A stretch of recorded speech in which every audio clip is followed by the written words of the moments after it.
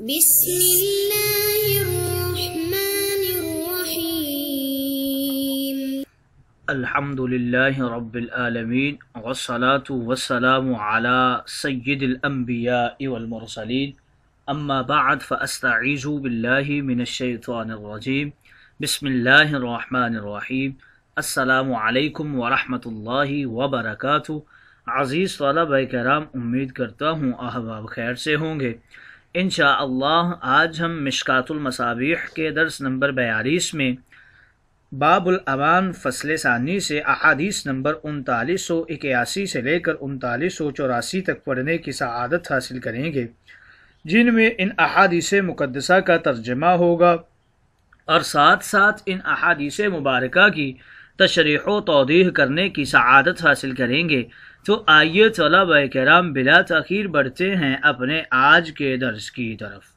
بسم اللہ الرحمن الرحیم۔ حضرت ابو رافع رضی اللہ تعالی عنہ مروی ہیں، وعن ابی رافع قال بعثنی قریش الى رسول اللہ صلی اللہ علیہ وسلم فلما رأیت رسول اللہ القی فی قلبی الاسلام فقلت یا رسول اللہ انی واللہ لا ارجع الیہم ابدا قال انی لا اخیس بالعہد ولا احبس البرد ولكن ارجع فان كان في نفسك الذي في نفسك الآن فارجع قال فذهبت ثم اتيت النبي فاسلمت۔ رواہ ابو داود۔ حضرت ابو رافع کہتے ہیں کہ صلح حدیبیہ کے موقع پر کفار قریش نے مجھے اپنا قاصد بنا کر رسول کریم کی خدمت میں بھیجا۔ جب میری نظر رسول کریم پر پڑی تو بے اختیار میرے دل میں اسلام کی صداقت اور حقانیت نے گھر کر لیا۔ میں نے عرض کیا یا رسول اللہ، خدا کی قسم میں اب کبھی بھی ان کفار قریش کے پاس واپس نہیں جاؤں گا۔ حضور علیہ الصلوۃ والسلام نے فرمایا، میں نہ تو عہد کو توڑا کرتا ہوں اور نہ قاصدوں کو روکا کرتا ہوں، البتہ اب تم واپس چلے جاؤ اگر تمہارے دل میں وہ چیز یعنی اسلام قائم رہے جو اس وقت موجود ہے تو پھر میرے پاس چلے آنا۔ حضرت ابو رافع کہتے ہیں حضور علیہ الصلوۃ والسلام کے حکم کے عین مطابق میں مکہ میں واپس ہو گیا اور پھر حضور علیہ الصلوۃ والسلام کی خدمت میں آ گیا اور اسلام قبول کر لیا، یعنی اپنے اسلام کا اعلان کر دیا۔ یہ ابو داود کی روایت ہے۔ اس کی تشریح کے اندر شارحین کرام کچھ یوں رقم تراز ہیں۔ لا اخیسو یہ خاص یخیسو معاہدہ توڑنے کے معنی میں ہے، ای لا انقض العہدہ۔ البرد یہ برید کی جمع ہے، ڈاک اور پیغام لانے لے جانے والے قاصد کو کہتے ہیں۔ برید اصل میں خچر کو کہا جاتا تھا۔ یہ لفظ اصل میں بریدہ دم تھا جو فارسی لفظ ہے، یعنی وہ خچر جس کی دم کے بال کاٹ دیے گئے ہوں۔ ایسے خچروں کی دموں سے بال کاٹ دیا کرتے تھے، پھر عربوں نے اس مخفف کر کے برید کر دیا، پھر اس کا اطلاق خچر کے شاہ سوار پر ہوا، پھر برید اس مسافت پر بولا جانے لگا جو گھوڑے کی دوڑ کی مقدار تھی جو 12 میل تک ہوتی ہے۔ قدیم زمانہ میں ڈاک اور پیغام لانے لے جانے کا ایک عجیب سریع الحرکت نظام قائم تھا۔ وہ اس طرح تھا کہ ہر برید پر تازہ دم گھوڑے کھڑے رہتے تھے۔ مثلا لاہور سے دلی تک مغل بادشاہوں کے زمانے میں ہر برید پر گھوڑے ہوتے تھے۔ 12 میل تک گھوڑا تیز گاڑی کی طرح دوڑتا تھا، پھر تھک جاتا تھا۔ ایک برید تک جب گھوڑا دوڑتا تھا تو ایک برید کے بعد یہ گھوڑا رک جاتا تھا، وہاں سے تازہ دم گھوڑا سامان لے کر چلتا تھا اور دوسرے برید پر جا کر رکتا تھا، وہاں سے اور گھوڑا چلتا تھا۔ چنانچہ صبح کے وقت بھیجا جانے والا پیغام شام ہونے سے پہلے دلی پہنچ جایا کرتا تھا اور وہاں سے لاہور تک سامان واپس آ جایا کرتا تھا۔ ڈاک کا نظام بھی بعینی ہی اسی طرح چلتا تھا۔ اگلی حدیث مقدسہ کی طرف بڑھتے ہیں۔ حضرت نعیم بن مسعود رضی اللہ تعالی عنہ راوی ہیں، ان نعیم بن مسعود ان رسول اللہ صلی اللہ علیہ وسلم قال لرجلین جاء من عند مسیلمۃ اما واللہ لولا ان الرسل لا تقتل لضربت اعناقکما۔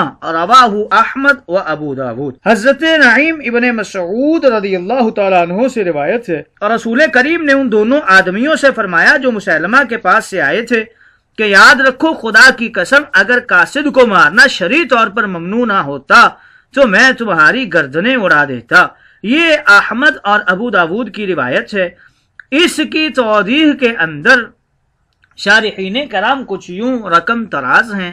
لی رجلین، یہ دو قاصد تھے، ایک کا نام عبداللہ بن نباہ تھا اور دوسرے کا نام ابن اسار تھا، جیسا کہ آگے بھی حدیث مقدسہ میں آ رہا ہے۔ مسیلمہ، یہ شخص مسیلمہ کذاب تھا جس نے حضور علیہ السلام کے بعد نبوت کا دعویٰ کیا تھا، بلکہ حضور کی آخری عمر میں دعویٰ کر چکا تھا۔ حضور علیہ السلام کے پاس ایک وفد میں یہ آیا بھی تھا مگر ملاقات نہیں کی تھی۔ اس نے حضور کو ایک خط لکھا تھا، حضور اکرم نے جواب میں الی مسیلمۃ الکذاب لکھا تھا، اسی سے کذاب مشہور ہو گیا۔ حضرت ابو بکر صدیق نے مرتدین کے خلاف جو جنگیں لڑیں اس میں زیادہ تر جنگیں مسیلمہ کذاب کے خلاف آپ نے لڑی تھی۔ حضرت خالد نے اس پر چڑھائی کی۔ مسیلمہ کذاب کے پاس 40,000 طاقتور فوج تھی۔ یمامہ کی جنگ میں ایک قلعہ کے اندر گمسان کی جنگ ہوئی تھی، بڑی تعداد میں صحابہ کرام شہید ہوئے۔ وحشی بن حرب رضی اللہ تعالی عنہ نے مسیلمہ کذاب پر حملہ کر دیا اور اسے قتل کر دیا۔ اس وقت مسیلمہ کی عمر 120 سال تھی۔ جہاں یہ مارکہ ہوا کثرت اموات کی وجہ سے اس جگہ کا نام حدیقۃ الموت مشہور ہو گیا۔ الرسل، یہ قاصد جس طرح پیغام لاتا ہے اسی طرح واپس پیغام لے جاتا ہے، اس لیے یہ آپس کے روابط اور مذاکرات کا واحد ذریعہ ہے جو طرفین کے مفاد میں ہے۔ اس لیے بین الاقوامی طور پر قاصدوں کا احترام کیا جاتا ہے اور ان کو قتل نہیں کیا جاتا۔ اسلام کا قانون بھی یہی ہے، لیکن آج کل جو سفیر ہوتے ہیں یہ محض جاسوس ہوتے ہیں مگر نام قاصد و سفیر ہے۔ آنا کا کوما اس کے حوالے سے ذکر کر رہے ہیں۔ حضور علیہ السلام کے سامنے ان دو قاصدوں نے مسیلمہ کذاب کی نبوت کی گواہی دی، اس لیے واجب القتل تھے اگر قاصد نہ ہوتے۔ گویا اس حدیث مقدسہ میں اس بات کی طرف اشارہ کیا گیا ہے کہ قاصد کو قتل نہیں کیا جا سکتا، وہ امان میں ہوتا ہے۔ اگلی حدیث مقدسہ کی طرف بڑھتے ہیں۔ وعن عمرو بن شعیب عن ابیہ عن جدہ ان رسول اللہ صلی اللہ علیہ وسلم قال فی خطبته اوفوا بحلف الجاہلیہ فإنه لا يزيده يعني الإسلام إلا شدة ولا تحدث حلفا في الإسلام، رواہ الترمذی من طریق حسین بن زکوان عن عمر وقال حسن ذکر حدیث علی المسلمون تتکافأ دماؤهم في کتاب القصاص۔ حضرت عمر بن شعیب اپنے والد سے، وہ اپنے دادا سے نقل کرتے ہیں، رسول کریم نے ایک دن اپنے خطبہ کے درمیان فرمایا کہ تم زمانہ جاہلیت کی قسم کو پورا کرو، کیونکہ یعنی اسلام اس قسم کو زیادہ ہی مضبوط کرتا ہے۔ مطلب یہ کہ اپنی قسم اور اپنے عہد کو پورا کرنا اسلام میں کہیں زیادہ ضروری ہے۔ اس اعتبار سے اسلامی احکام اور ایفائے عہد و حلف میں کوئی تضاد نہیں ہے، اور اسلام میں حلف یعنی قسمہ قسمی کو رواج نہ دو۔ امام ترمذی نے اس حدیث کو حسین ابن زکوان کی سند سے بروایت حضرت عمر نقل کیا ہے اور کہا کہ یہ حدیث حسن ہے۔ اس کی توضیح میں شارحین کرام کچھ یوں لکھتے ہیں، اوفو کے حوالے سے یعنی جاہلیت کے زمانہ میں جو معاہدہ ہو گیا ہے اس کی پاسداری کرو۔ اسلام اس کو توڑتا نہیں بلکہ مزید مستحکم کرتا ہے، لیکن اس میں ان تمام قواعد کو دیکھا جائے گا جو اسلام کے قواعد کے مطابق ہوں، اسلام کے مخالف قواعد کو برقرار نہیں رکھا جائے گا۔ وَلَا تُحْدِثُوا یعنی میراث کے احکامات کے نفاذ کے بعد کسی جدید معاہدہ کی ضرورت نہیں ہے کہ کوئی کسی کو اپنا وارث بنانے کا معاہدہ کرے، کیونکہ جو حقوق اسلام نے دیے ہیں میراث نے اس کو متعین کر دیا ہے۔ گویا اس حدیث مقدسہ میں اس بات کی طرف اشارہ ہے کہ اسلام کا ضابطہ مکمل اور کافی ہے۔ آئیے طلبہ کرام اس باب کی اگلی فصل ثالث کی حدیث مقدسہ کی طرف بڑھتے ہیں۔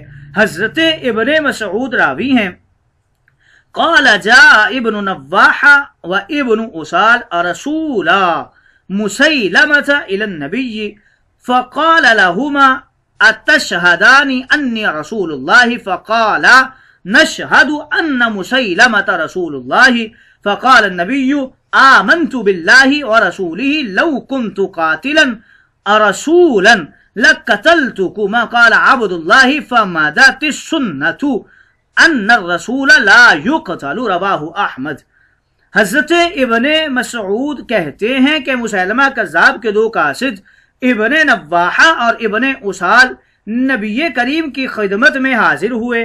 آپ نے ان سے فرمایا کیا تم اس حقیقت کی گواہی دیتے ہو کہ میں خدا کا رسول ہوں؟